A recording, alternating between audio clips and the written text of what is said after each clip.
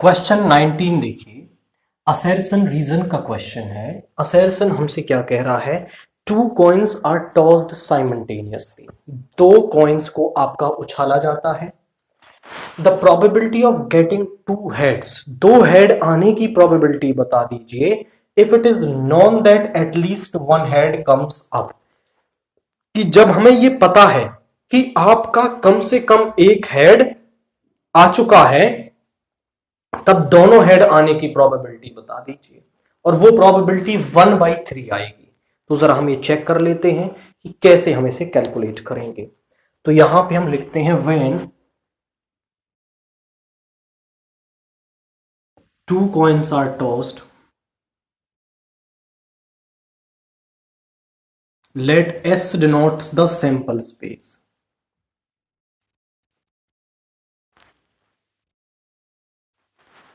S किसको denote करता है? सैंपल स्पेस को डिनोट करता है। और S के अंदर आएगा क्या क्या? देखिए, जब दो कॉइन्स को आप उछाल रहे हैं तो या तो वहां HH होगा, एक हेड, पहला हेड, दूसरा टेल, टेल हेड और टेल टेल वहां पर आ सकता है। ये चार केसेस वहां पर सैंपल स्पेस में, चार आउटकम्स वहां पे हो सकती है। अब यहां पे हम E और F इवेंट मान लेंगे।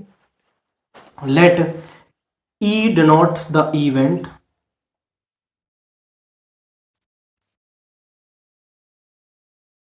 that two head comes up, event of getting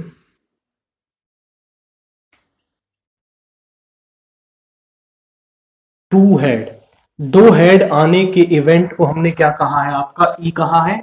and F denotes the event of getting at least one head, कि कम से कम एक हेड आए। अब एटलीस्ट का मतलब आप जानते हैं कि एटलीस्ट का मतलब होता है कि कम से कम।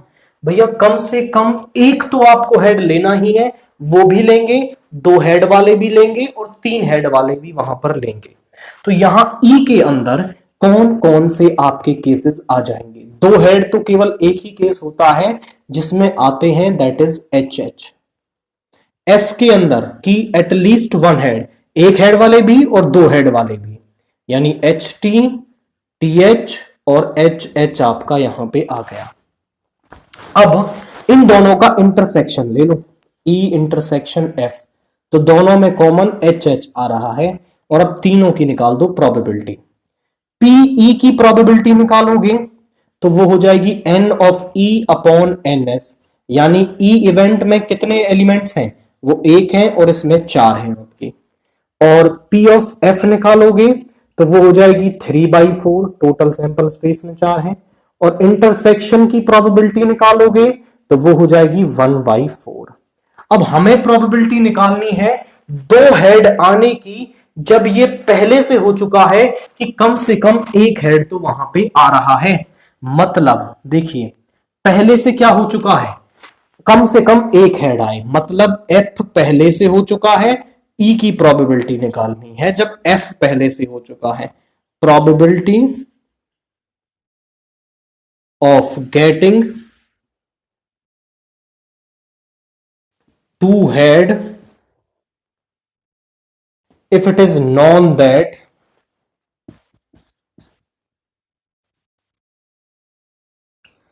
at least one head comes up।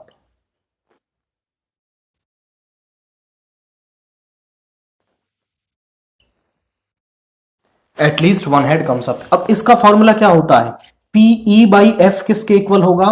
वो होगा P of E intersection F upon में नीचे क्या है? वो है P F. P of E intersection F क्या आ रहा है हमारे पास? That is 1/4।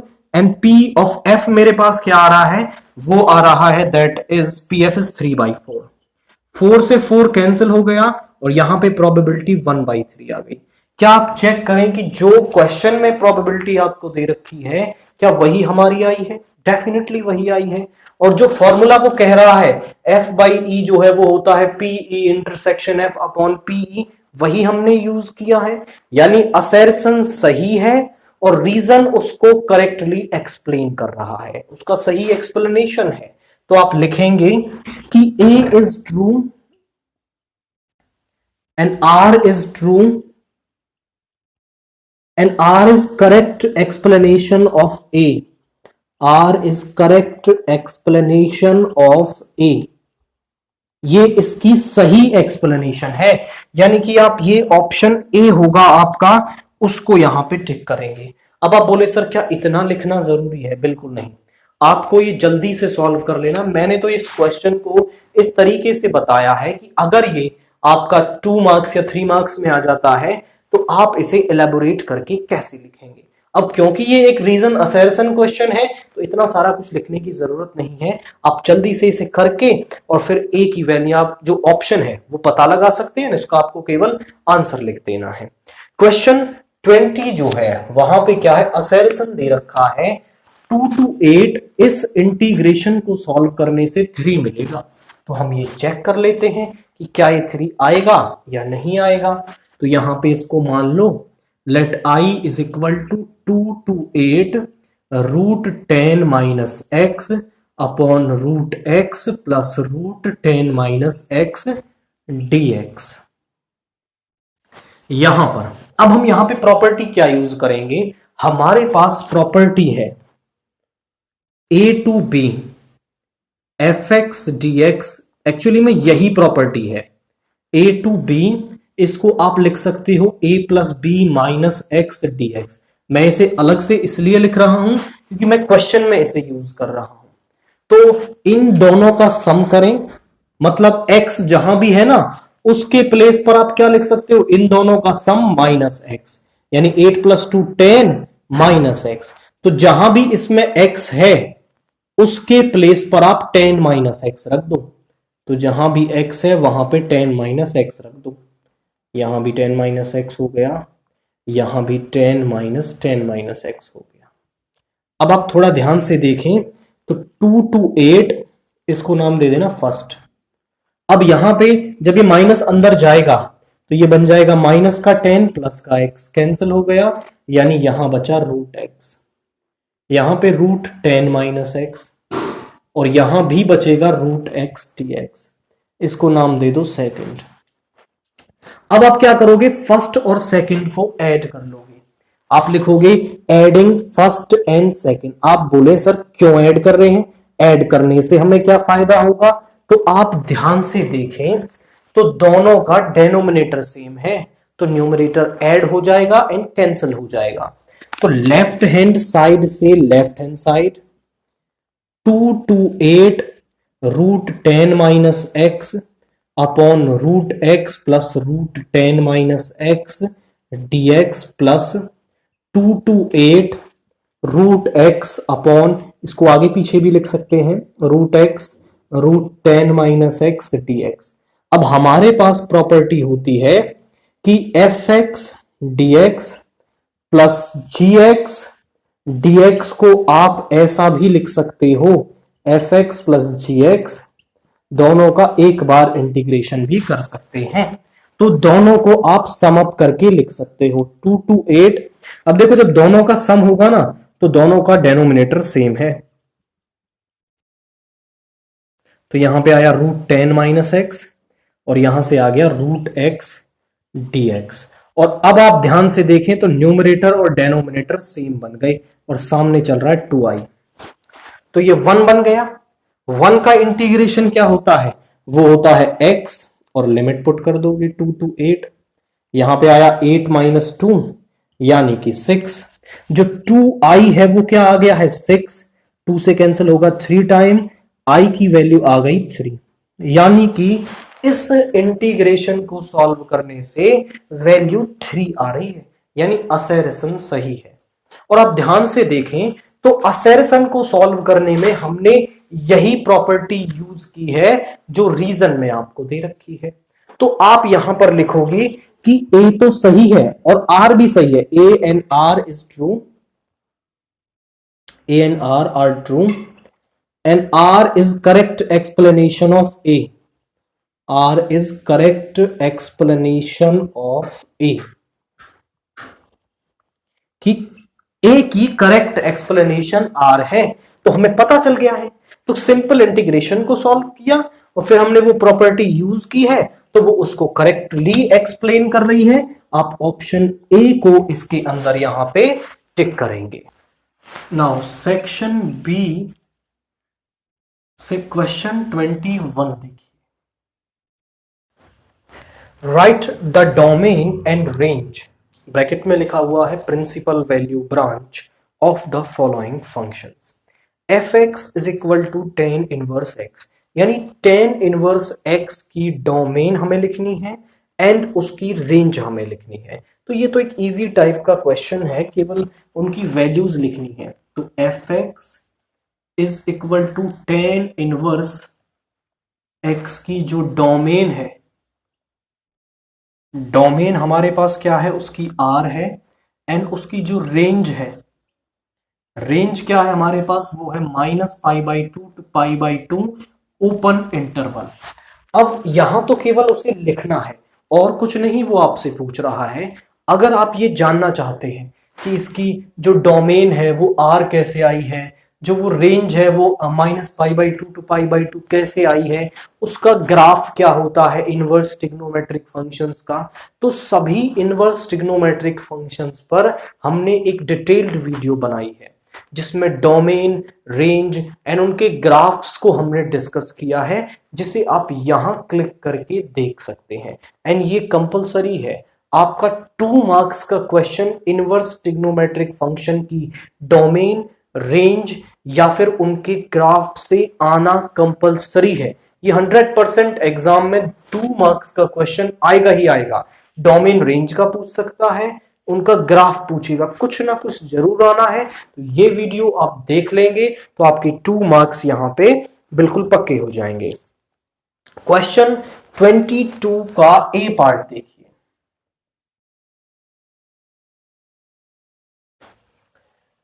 If f x is equal to, हमें एक फंक्शन दे रखा है, then show that f is not differentiable at x is equal to 1।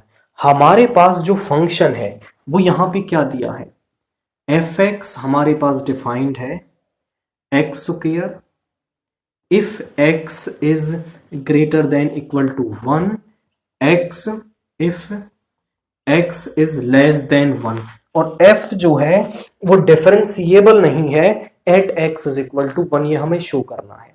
तो डिफरेंशिएबिलिटी के लिए हम क्या करते हैं, हम एल एच डी निकालते हैं, आर एच डी निकालते हैं। अगर ये इक्वल तो फंक्शन डिफरेंशिएबल, और नहीं आते हैं इक्वल तो not differentiable.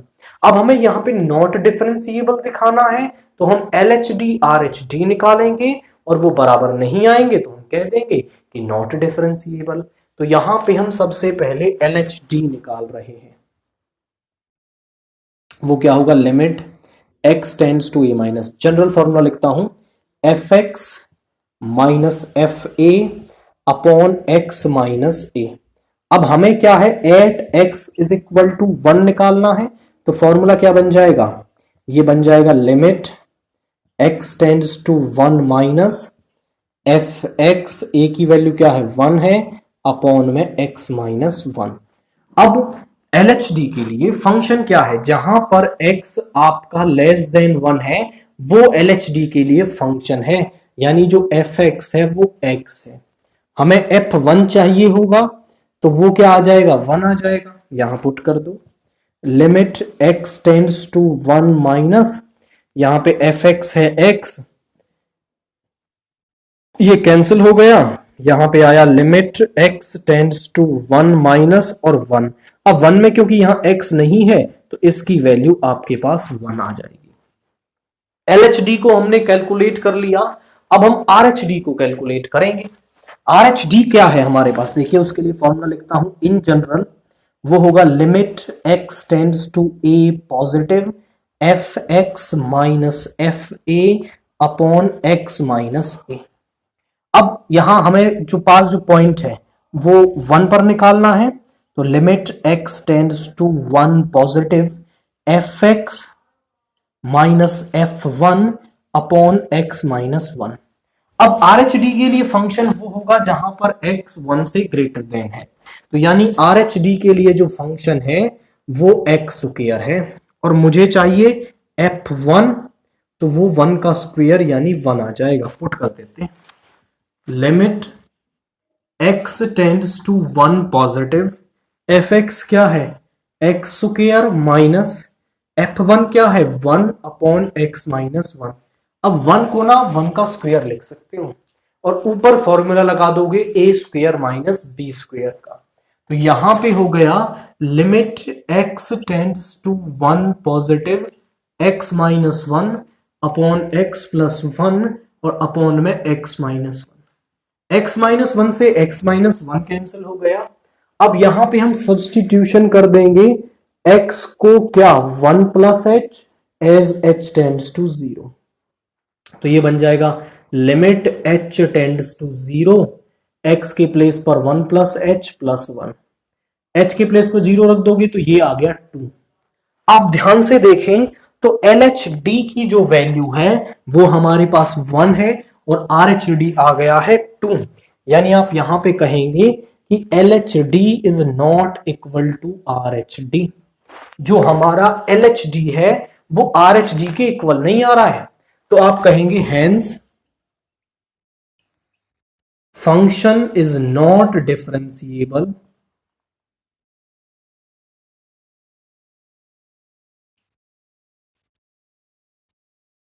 At x is equal to 1। यानी x इज इक्वल टू 1 पर हमारा फंक्शन जो है वो डिफरेंशिएबल नहीं है।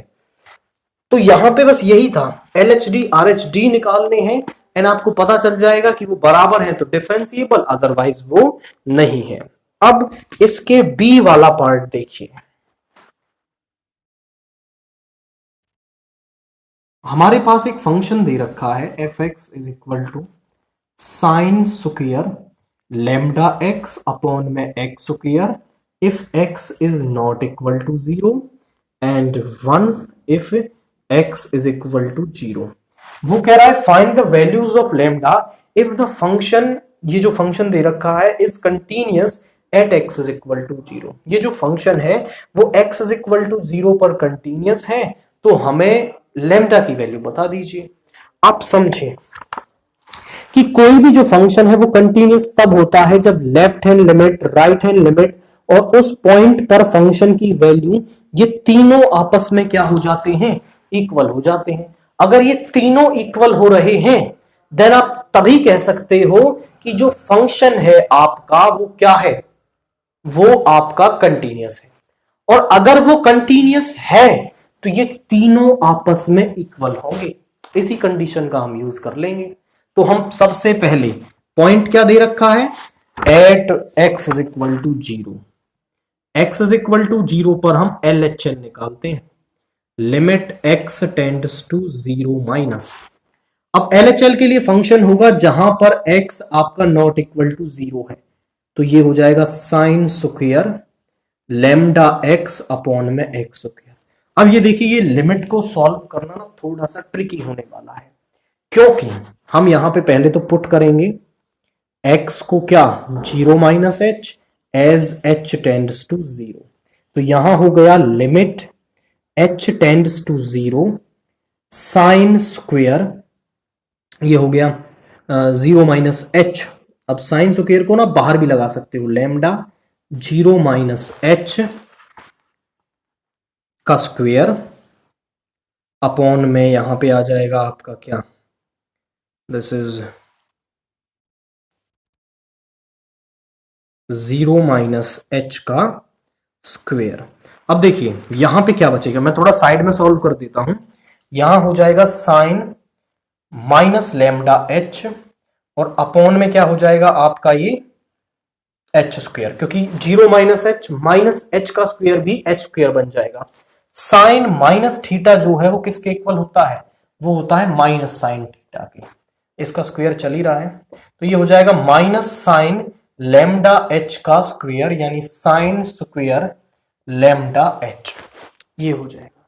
तो मैं इसे डायरेक्ट लिख रहा हूं, आप यहां से देख लेंगे, या फिर इसको हम कर भी दें तो लिमिट एच टेंड्स टू 0, ये माइनस बाहर आ जाएगा, माइनस साइन लैम्डा एच का स्क्वायर अपॉन में एच स्क्वायर, ये पॉजिटिव बन जाएगा। Limit H tends to 0 sine lambda H upon में एच स्क्वेयर, इसका स्क्वेयर है एच स्क्वेयर। अब देखिए हमारे पास प्रॉपर्टी होती है limit x tends to zero sine X upon में एक्स, जो एंगल यहां पर है और वो ही एंगल यहां बन जाए और लिमिट जीरो की तरफ टेंड कर रही हो, तो ये वाला जो वैल्यू है लिमिट की वैल्यू वो 1 हो जाती है। अब देखो पूरा पूरा मुझे दिख रहा है, लेकिन यहां लेमडा नहीं है नीचे, तो लेमडा लगा लेते हैं। मैं यहां लेमडा स्क्वायर से मल्टीप्लाई और लेमडा स्क्वायर से डिवाइड कर सकता। अब इस वाले पार्ट को क्या लिख सकते हैं, limit h tends to zero sine lambda h upon में लेमडा h का होल स्क्वायर लिख सकता हूं। आप बोले सर ऐसा कैसे लिख दिया, देखो इसका भी स्क्वायर, इसका भी स्क्वायर और इसका भी स्क्वायर, तीनों पे एक ही बार स्क्वायर लगा सकते हैं, बाद में आप अलग अलग भी कर सकते हो, इसीलिए मैंने लैम्डा स्क्वायर लिया ताकि उसका एंगल नीचे बन जाए और मल्टीप्लाई में लैम्डा स्क्वायर। अब ये तो 1 के इक्वल हो गया, तो जो एल एच एल है वो मेरे पास क्या आ गई, वो लैम्डा स्क्वायर आ गई।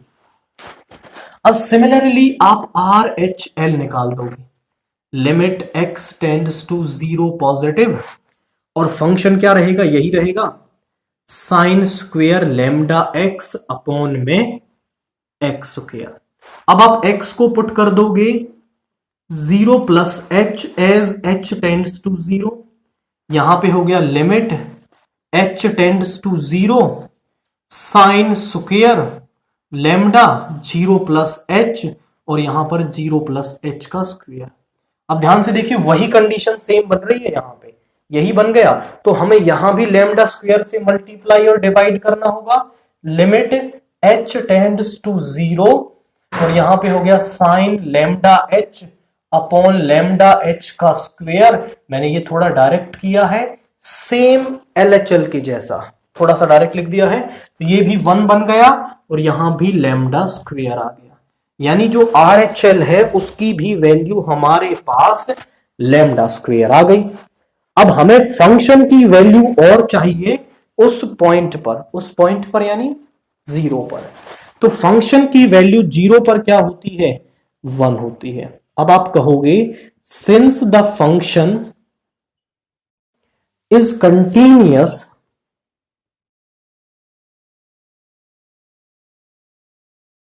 Eight x is equal to 0, तो जो एल एच एल है वो आर एच एल के इक्वल होगा, वो इक्वल होगा f0 के। Lambda square is equal to 1, इन दो को कंपेयर कर लेते हैं, तो lambda square is equal to 1, square को इधर ले आएंगे, या फिर आप समझें तो lambda square minus 1 is equal to 0, इसको लिख सकते हैं lambda minus 1 into lambda plus 1 is equal to 0। दोनों का प्रोडक्ट 0 तब होगा या तो लैम्डा माइनस 1 या फिर लैम्डा प्लस 1 0 हो, तो यहां से तो लैम्डा 1 आया और यहां से लैम्डा माइनस 1 आया, यानी लैम्डा की जो वैल्यू है वो प्लस माइनस 1 हमारे पास यहाँ पे आएगी, और यही लैम्डा की वैल्यू हमें क्वेश्चन में कैलकुलेट करनी थी। एक ही की कंसेप्ट है कि अगर फंक्शन कंटीन्यूअस है तो एलएचएल आरएचएल और फंक्शन की वैल्यू उस पॉइंट पर इक्वल होंगे, और यही हमने यूज कर लिया और यहां से हमें लैम्डा की वैल्यू मिल गई है। नाउ क्वेश्चन 23 देखिए, sketch the region bounded by the lines 2x plus y is equal to 8, y is equal to 2, y is equal to 4 and the y-axis, hence obtain its area using integration। Integration का use करके उस area को और पता लगाना है। तो यहां पर आप समझें द गिवन लाइंस आर, जो हमारे पास गिवन लाइंस हैं वो क्या है, वो है हमारे पास 2x plus Y is equal to 8, y is equal to 2, y is equal to 4। अब इन लाइंस को ड्रा करना तो कोई टफ टास्क नहीं है, इसका ग्राफ हम बना लेते हैं। Graph of 2x plus Y is equal to 8, जरा समझिए। इसका ग्राफ बनाने के लिए हमें इस पर दो सॉल्यूशंस चाहिए होंगे, x y। जब आप x को 0 रख दोगे तो y की वैल्यू 8 मिलेगी, जब आप y को 0 रख दोगे तो x की वैल्यू 4 मिलेगी। अब आप इसका ग्राफ देखिए, एक रीजन का स्केच बनाना है आपको। अब क्योंकि वैल्यू 8 तक जा रही है तो मैं 2 के इंटरवल ले लेता हूं। 2 4 6 8, 2 4 6 8, -2 -4 -6, -2 -4 -6। पहला पॉइंट है x0 y8 यहां पर होगा, x4, 0 यहां पर, दोनों को ड्रा करते हैं तो लाइन बन गई, that is 2x plus Y is equal to 8। अगली लाइन है y इज इक्वल टू 2, ये हो गई y is equal to 2, y is equal to 4, ये रही, ये लाइन है y इज इक्वल टू 4, एक लाइन होगी पैरेलल टू x एक्सिस। वो कह रहा है कि रीजन कौन सा, इन तीनों लाइनों और y एक्सिस के बीच। तो देखिए तीनों लाइन और y एक्सिस के बीच ये वाला रीजन बन रहा है, और इंटीग्रेशन से इसका एरिया कैसे फाइंड आउट करेंगे। यहां देखो, यहां पर y इज इक्वल टू 2 है, यहां पे y इज इक्वल टू 4 है, यानी कि आप रिक्वायर्ड एरिया कैसे निकालोगे।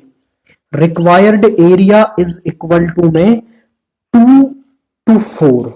देखिए y एक्सिस पर लिमिट ले रहे हैं तो x ऑफ लाइन, देखिए किस लाइन के नीचे का एरिया, इस लाइन के नीचे का area, y of line 1, y of line 1, और y के रेस्पेक्ट में ही इंटीग्रेट करेंगे क्योंकि हम लिमिट्स कहां ले रहे हैं, y एक्सिस पर। जब आप y एक्सिस पर लिमिट लेते हैं तो y के रेस्पेक्ट में ही इंटीग्रेट करेंगे।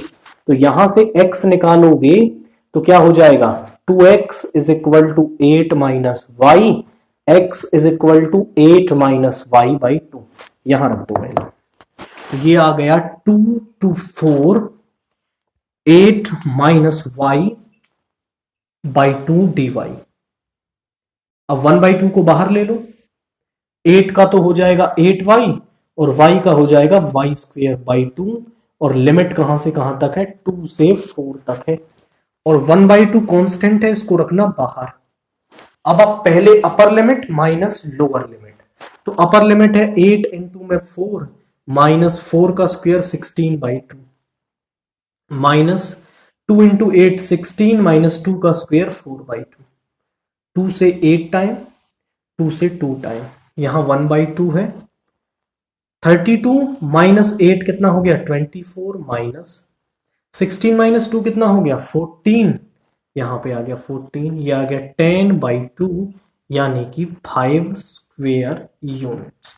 यानी जो रिक्वायर्ड एरिया है इन तीनों लाइंस और y एक्सिस के बीच में वो आपका 5 स्क्वेयर यूनिट्स आएगा।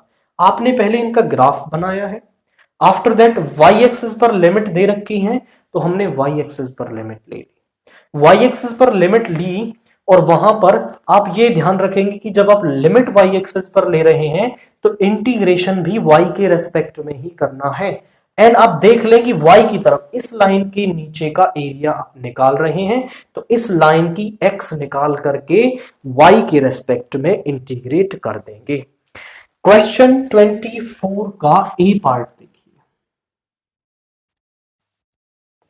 If the vectors a vector and b vector are such that कि a वेक्टर का जो मॉड्यूलस है वो आपके पास 3 है, b वेक्टर का जो मॉड्यूलस है वो 2/3 है, and a cross b is a unit vector.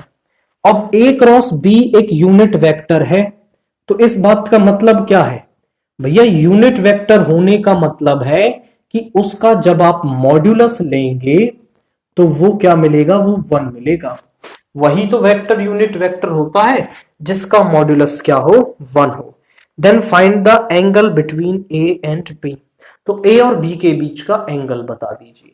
हम जानते हैं कि अगर क्रॉस प्रोडक्ट दे रखा हो तो क्रॉस प्रोडक्ट से फॉर्मूला क्या होता है, sine theta is equal to में, या आपका होता है ए क्रॉस बी का मॉड्यूलस अपॉन में A cross B, sorry A का मॉड्यूलस इंटू बी का मॉड्यूलस, ये होता है हमारे पास।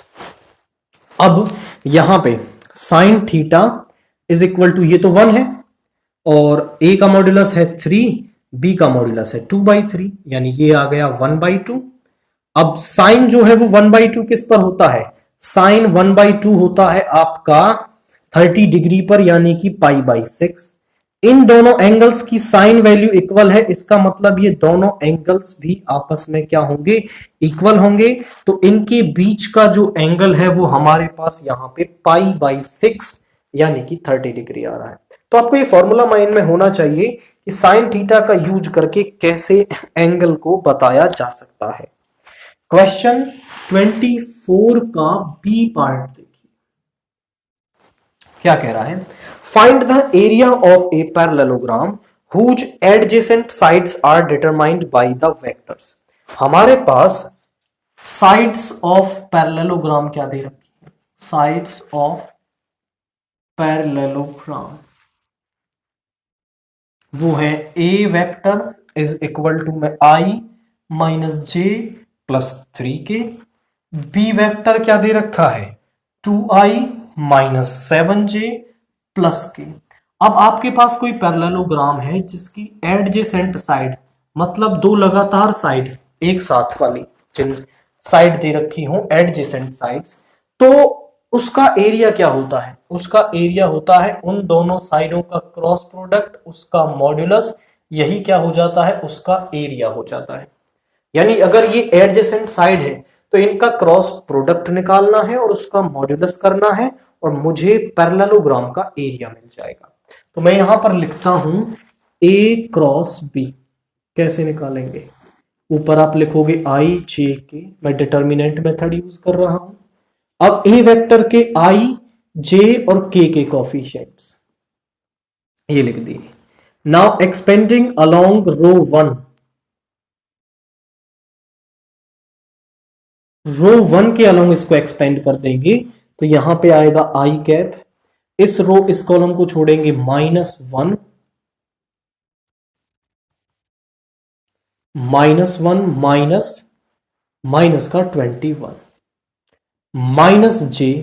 इस रो इस कॉलम को छोड़ेंगे 1 -6 प्लस के कैप। इस रो इस कॉलम को छोड़ेंगे -7 माइनस का 2। ये हो गया। यहां पे प्लस का 21 माइनस 20 दैट इज 20i। ये प्लस का 5j एंड ये प्लस का 5 हो प्लस का 2 हो जाएगा दैट इज माइनस का 5k। ये मेरे पास क्या आ रहा है? ए क्रॉस बी आ गया। अब मुझे क्या निकालना है? एरिया। तो एरिया ऑफ पैरेललोग्राम जो है वो क्या आ जाएगा?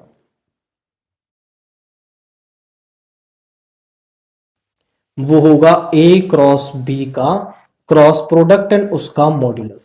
एक बार हम फिर से कंफर्म करें तो यहां पे माइनस का 1 एंड माइनस माइनस का 21 that is 20i minus J 1 minus 6 minus plus का 5 हो गया -7 प्लस का 2 दैट इज -5। तो इसका जो मॉड्यूलस है वो क्या आ जाएगा? 20 का स्क्वायर इज 400, 5 का स्क्वायर इज 25 माइनस 5 का स्क्वायर इज 25। ये आ गया √400। अब ये आ गया है, या फिर इसको थोड़ा सा इलेबोरेट करके लिख सकते हैं। कैसे? ये लग रहा है मुझे आपका ये हो जाएगा उसका डबल यानी 225 इंटू 2। कंफर्म करें, ठीक है। और ये किसका स्क्वायर? इसका स्क्वायर रूट क्या होता है? 15√2 स्क्वायर यूनिट्स। तो यहां पे आप इसे रूट में भी छोड़ देंगे तो भी कोई दिक्कत नहीं है।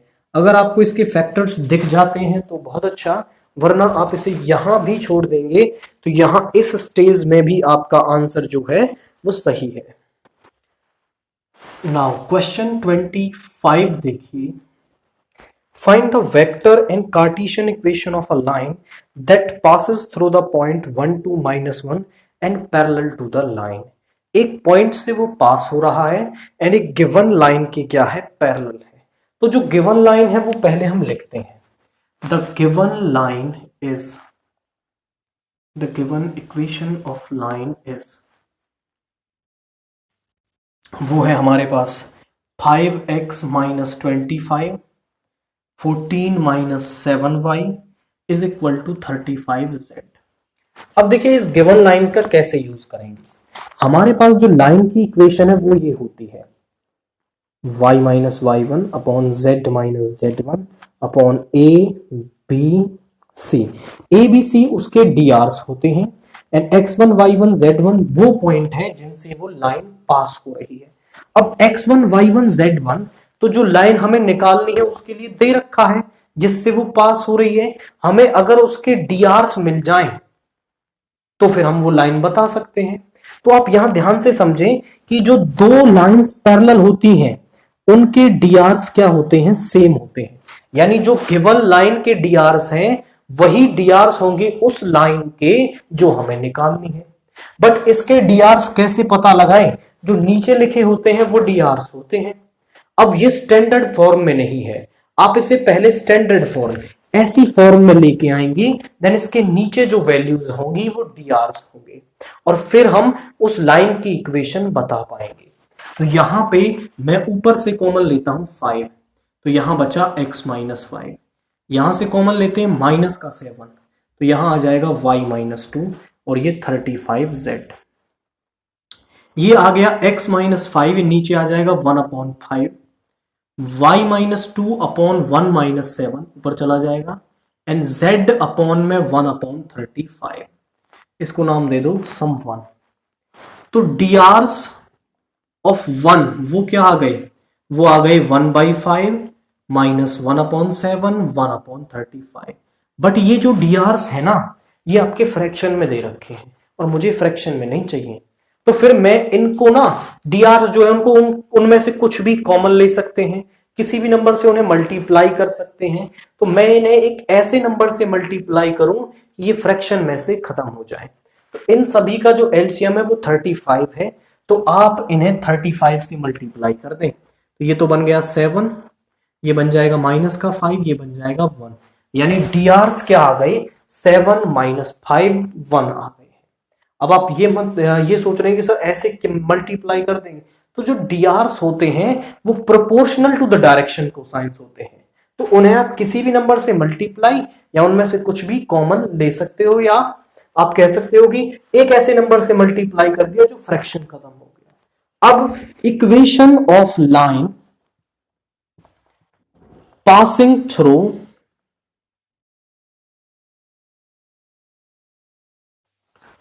थ्रू किस पॉइंट से पास हो रही है, 1 2 माइनस 1 एंड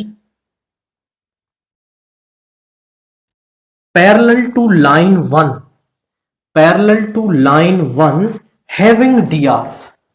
लाइन 1 के पैरेलल है जिसके की डीआरस हैं 7 माइनस 5 1 इज गिवन बाई, वो हमें कैसे मिलेगी, वो हमें x minus x1 upon a, y minus y1 upon b, z minus z1 upon c यहां पुट करने से मिल जाएगी।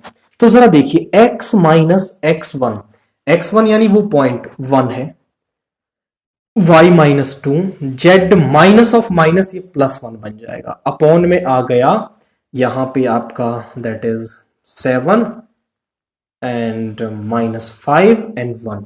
ये तो आ गई उसकी इक्वेशन किस फॉर्म में, कार्टेशियन इक्वेशन। अब उसकी वेक्टर इक्वेशन आप कैसे लिखेंगे, तो वेक्टर इक्वेशन देखिए यहां कैसे बन जाएगी, x1 y1 z1 x1 i y1 j and z1 के वो वेक्टर है जिससे लाइन पास हो रही है प्लस लैम्डा उसके drs का वेक्टर।